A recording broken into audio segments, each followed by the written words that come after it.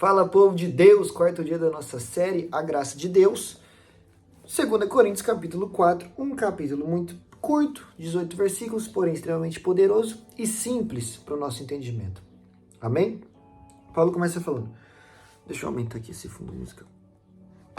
Portanto, visto que temos este ministério pela misericórdia que nos foi dada, não desanimamos. Qual ministério? O ministério do Espírito Santo, como ele havia falado no capítulo 3. Então, por ter o Espírito Santo, nós não desanimamos. Amém? Quem carrega o Espírito Santo não se desanima, tá? A gente vai chegar lá. Antes, renunciamos aos procedimentos secretos e vergonhosos, não usamos de engano e nem torcemos a palavra de Deus. Ao contrário, mediante a clara exposição da verdade, recomendamos-nos a consciência de todos diante de Deus. Então, Paulo está falando, eu tenho um ministério, que é o ministério do Espírito Santo. Eu não torço a palavra de Deus, eu faço uma exposição clara dela. Paulo está falando o seguinte, meu irmão, quem tem o Espírito Santo, prega um evangelho puro e simples. Tem gente querendo inventar, tem gente torcendo a palavra de Deus, tem gente querendo trazer algo super novo e aí torce o texto, tira o que não tem do texto, acrescenta informações, traz uma interpretação totalmente errada, fora do contexto e que se contradiz com outras partes da Bíblia, entendeu? E daí o que acontece? Seitas são criadas, pessoas são enganadas e almas se perdem quando alguém torce a palavra de Deus. Tá bom?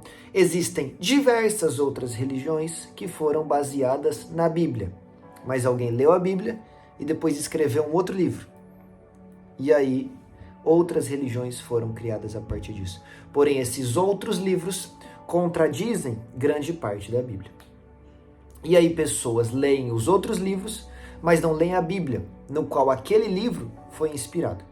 Então, existem religiões que falam sobre Jesus, que dizem amar Jesus, que pregam sobre Jesus, mas que não acreditam em inferno, por exemplo. E a pessoa que mais falou de inferno na Bíblia foi Jesus. Como é que fica isso? Me explica. Como que a sua religião fala de Jesus, mas não crê em inferno, mas o próprio Jesus foi o homem que mais falou de inferno na Bíblia? Estou trazendo só um exemplo. As coisas não batem. Alguém pegou e torceu a palavra de Deus e aí pessoas são enganadas, tá? Mas se nós não queremos enganar ninguém nem ser enganado, evangelho puro e simples, Bíblia, leia isso aqui, leia tudo. Chama a presença do Espírito Santo, Espírito Santo, meu professor, vem e me ensina, eu preciso aprender de ti. E aí leia. A sua vida vai se transformar, seus olhos vão ser abertos, tá? Mas se o nosso evangelho está encoberto, para os que estão perecendo é que está encoberto. Porque o Deus desta era, Deus com D minúsculo, é um falso Deus, está falando de Satanás, nós já falamos disso no capítulo anterior. O Deus dessa era cegou o entendimento dos descrentes, para que não vejam a luz do evangelho da glória de Cristo, que é a imagem de Deus. Então Satanás cegou o entendimento dos descrentes, para que eles não vejam a luz que brilha através de Cristo, através da glória de Cristo. Cristo que é a imagem do Deus vivo. Então, quem não reconhece Jesus como Senhor e Salvador, como Deus glorioso da sua vida, essa pessoa está com o entendimento cego por Satanás. Essa pessoa está sob o domínio de o Deus deste século, o Deus desta era, que está tampando os seus olhos para que não veja a luz que vem de Cristo. Mas quem é que pode abrir os nossos olhos? Jesus, tá? Jesus. E ele muitas vezes o faz através da sua palavra. E conhecereis a verdade, e a verdade vos libertará. Quem é a verdade? Jesus Cristo declarou, eu sou o caminho, a verdade e a vida. Ninguém vem ao Pai senão por mim. Então quando conhecemos a Jesus, somos de fato libertos. Então esse vídeo é para que você conheça mais Jesus. E você tem a missão de levar Jesus para a vida de alguém. E assim nós vamos pregando a palavra de Deus de forma clara e simples. E as pessoas vão conhecendo Jesus e vão sendo libertas e vão ter as suas escamas espirituais arrancadas dos seus olhos e vão poder entender que Jesus é o nosso Senhor e nosso Salvador. Amém? E aí ele vai falar no versículo 7, mas temos este tesouro. Que tesouro? Qual é o contexto aqui? Ele começa falando do ministério que ele tem no Espírito Santo. Capítulo 3 ele fala sobre o ministério do Espírito Santo. Capítulo 4 ele começa falando sobre esse ministério. E agora ele fala, e temos esse tesouro. Que tesouro? O Espírito Santo. Em vasos de barro. Quem é o vaso de barro? Nós. Então o Espírito Santo é um tesouro. E nós somos vasos de barro. Para mostrar que este poder, que a tudo excede, provém de Deus e não de nós. Então dentro de nós está o maior poder do universo, que excede tudo e todos. Esse poder é a presença do Deus vivo, o Todo-Poderoso, Criador dos céus e da terra. O Espírito de Deus habita em nós. E isso fica claro que a diferença é enorme, a ponto que ele compara um tesouro com um vaso de barro. Tá? Ele está sendo exagerado para mostrar que nós não somos nada e que ele é Deus e que o poder é dele. Amém? Está conseguindo entender? Então eu e você somos vasos de barro, nós não temos glória. Nós não podemos achar que fazemos alguma coisa, nós não podemos dar lugar à soberba, ao orgulho, porque o tesouro não é nós, o tesouro é ele. Ele é o tesouro, nós somos os vasos de barro. Tá? E por que Paulo faz essa comparação específica? Para ser exagerado, mas também para mostrar algo que acontecia na época dele. Na época de Paulo não existia banco para se guardar um dinheiro, para se guardar algo precioso, não existia cofres cheio de travas e tudo mais, como acontece hoje. Então o que acontecia? Muitas pessoas escondiam coisas valiosas em locais improváveis. Então um vaso de barro era algo que não chamava atenção, era um lugar improvável. Então as pessoas colocavam ali algo valioso dentro daquele barro. Tá entendendo? Que muitas vezes Deus escolhe os improváveis para depositar algo valioso.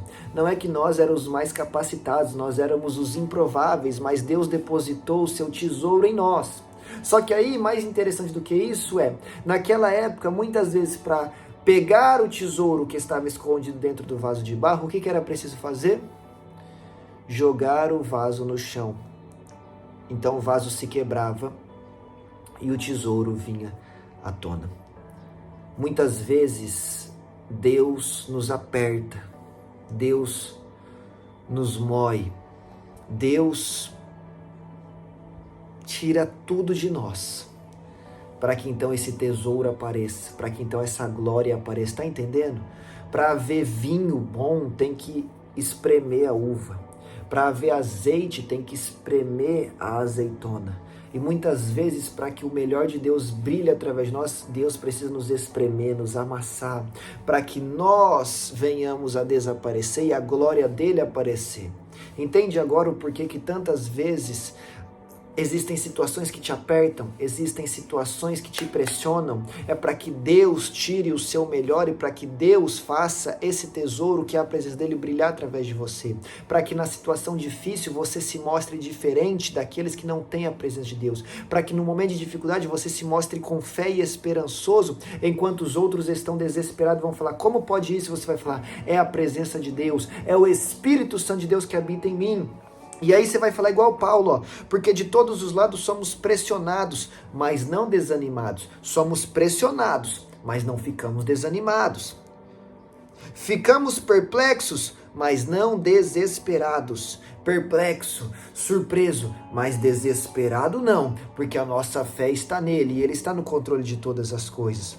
Somos perseguidos, mas não abandonados. A perseguição existe, mas nós não estamos sozinhos. Ele está conosco o tempo todo. Somos abatidos, mas não destruídos. Por vezes vamos ao chão, mas de lá levantamos. O justo pode cair por 7 vezes, mas de todas o Senhor o levantará. As dificuldades existirão na nossa vida, sim, mas a vitória é certa, porque nós não estamos sozinhos. Nós andamos lado a lado com o Deus Todo-Poderoso, aquele que era, que é, que há de vir. Ele é o mesmo ontem, hoje e para sempre. E se ele fez milagre na Bíblia toda, de capa a capa, ele também fará milagres na nossa vida e nos tirará, aleluia, do monturo, do monte de lixo, nos fará sentar à mesa com príncipes e princesas, é o que a sua palavra diz, 1 Samuel 2, ele transformará a nossa história,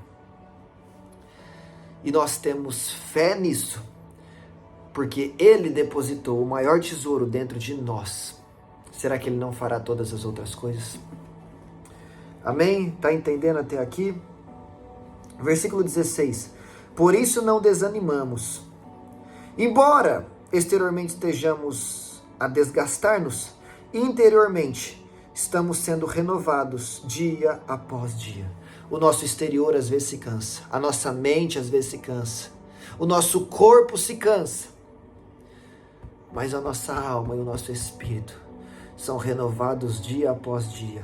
Muitas vezes a carne está fraca, mas o espírito está forte. A mente está cansada, mas o espírito está forte. O corpo está fraco, mas o espírito está forte. Aleluia! E o espírito clama dentro de mim. Continue, continue, continue, continue. Permaneça firme. Não abandone a fé. Não negue a Cristo. Ore, leia, vai na igreja, vai adorar, busca ao Senhor, ora mais um pouco, se consagra, se santifica, fica firme, porque vai valer a pena. O Espírito dentro de mim fala para o meu corpo cansado, não desanima. O Espírito dentro de mim fala para a minha mente cansada, não desanima. O Espírito dentro de mim fala para mim mesmo, não desanima. Sou eu pregando para mim mesmo. Lembra de Davi? Ele fala, porque está batido a minha alma. Porque se perturba dentro de mim, espera em Deus, pois eu ainda louvarei a Ele, meu auxílio e Deus meu. Alma fala de coração, diferente de espírito. Aleluia! É o espírito de Davi falando para suas emoções. Porque está batida? Porque está desanimado? Porque está com medo? Exteriormente está desgastado, mas interiormente está sendo renovado dia após dia. Espera em Deus, confia em Deus, clama a Deus, chame por Deus. Porque eu ainda o louvarei. Glórias a Deus. Pois os nossos sofrimentos, leves e momentâneos, estão produzindo para nós uma glória eterna, que pesa mais do que todos eles. Paulo está falando que os sofrimentos que passamos aqui são leves e são momentâneos, mas a glória que nos há de ser revelada é eterna e pesa mais do que os sofrimentos. O sofrimento é momentâneo, a glória é eterna. O sofrimento é leve, a glória é pesada. O que viveremos em Deus não se compara com as dificuldades que passamos nessa terra. Então não perca a fé, não abandone o seu Deus, porque o que Ele tem para nós é muito melhor. Na terra, sim, mas principalmente no céu. Jesus Cristo não morreu na cruz do Calvário apenas para te dar uma vida boa na terra, embora Ele faça. Mas Jesus Cristo morreu na cruz do Calvário e ressuscitou no terceiro dia para que você tenha vida eterna no céu. Para que você tenha vida eterna no céu. Apocalipse 21:4. E então naquele dia Ele enxugará dos seus olhos todas as lágrimas. Jesus abençoa na terra? Abençoa. Jesus cura? Cura. Jesus prospera? Prospera. Abre porta? Abre porta. Faz milagre? Faz milagre. Te dá o melhor dessa terra? Te dá o melhor dessa terra.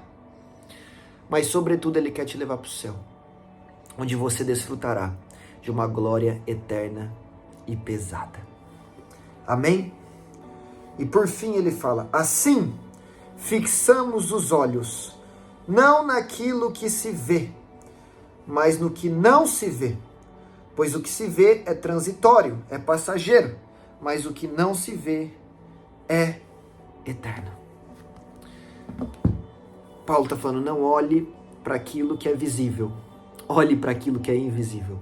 Porque o que é visível, coisas materiais, passará. Mas o que é invisível, isso é eterno. O nosso Deus é invisível. O reino dele está invisível aos nossos olhos agora. A fé é algo invisível. O Espírito Santo de Deus, esse tesouro que habita em nós, é invisível. Mas tudo isso é eterno. Nós precisamos olhar para o que é eterno. Como que eu olho, Vitor, para o que é eterno? Olhando para o que não se vê. E como que eu olho para o que não se vê? Aí é o dia de amanhã. 2 Coríntios 5, nós vamos aprender isso. Como olhar para aquilo que não se vê. Amém? Que Deus te abençoe e eu te espero aqui amanhã, no capítulo 5.